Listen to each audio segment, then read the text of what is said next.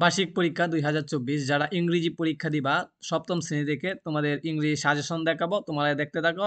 আর একটা বিষয়, তোমরা যারা এই পিডিএফটা চাইতেছ, তোমাদের পিডিএফটা দেওয়া হইতেছে গ্রুপে। কিভাবে এই পিডিএফটা আমার থেকে নিবা সেটা আমি ভিডিও শেষে দিয়ে বলে দিব, তোমরা দেখতে থাকো। ওকে, তোমাদের ইংরেজি যারা ক্লাস 7-এ পড়ো, ইংলিশ প্রশ্নটা দেখো কিভাবে প্রশ্নটা আসছে।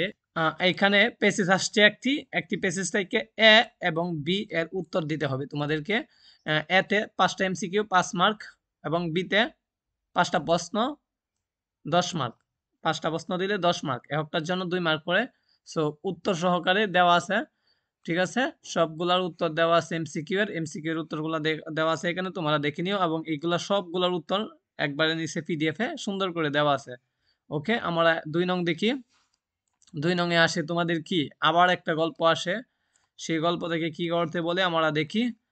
সেই গল্প থেকে এ এবং বি এবং আরো আসে কি না, না বি আসে, এ এবং বি। তো এতে আসে ট্রু ফলস, সত্য মিথ্যা লেখার জন্য। ট্রুতে তোমরা কি করবা, যেগুলা সত্য সেগুলা সত্য লিখে দিবা যে ট্রু, আর যেগুলা ফলস সেগুলা 5টা থেকে যেগুলা ফলস সেগুলা ফলস লেখা একটু লিখে দিবা যে এই কারণে ফলস হয়েছে। হ্যাঁ, এরপর বি, এ কলামের সাথে বি কলাম কি করা লাগবো, একটার সাথে একটা মিলকরণ, যেটা মিলে সেটা এ কলাম বি কলাম মিল করা লাগবো, 5 মার্ক। এরপরে 3 নং এ আসে একটা কবিতা। সব বোর্ডের মধ্যে একটা কবিতা এসেছে দেখলাম।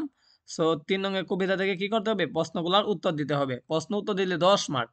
সো বিষয়গুলা তোমরা অবশ্যই ভালো করে পড়তে হবে। আর তোমরা অলরেডি বুঝেই গেছো যে তোমাদের 10টা সাবজেক্ট থেকে সবচেয়ে কঠিন সাবজেক্টটার নামই হলো কি, ইংরেজি।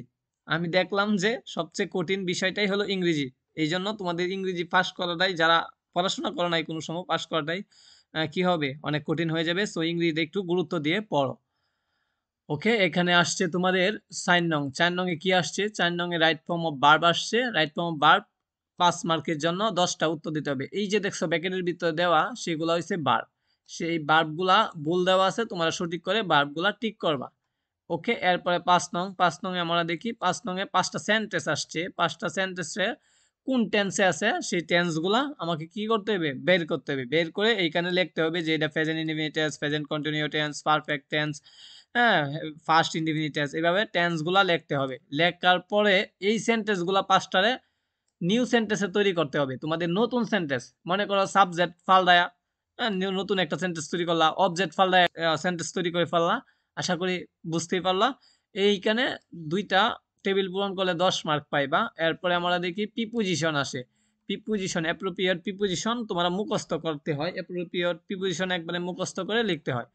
সো এগুলা তোমরা প্রিপোজিশনের নিয়ম আছে, মুখস্থ করে লিখতে হবে।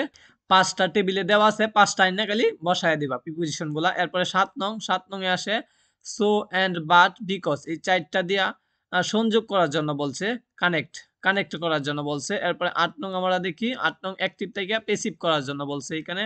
8 নং এ তোমার একটু কঠিন হয়, সো এগুলা প্র্যাকটিস করলে ঠিক হয়ে যাবে। এরপরে দেখি আমরা রাইটিং পার্ট হলো ডি। ডিতে রাইটিং পার্ট 30 মার্ক। 30 মার্কের জন্য লেটার আসে এবং কি আসে, ডায়লগ আসে।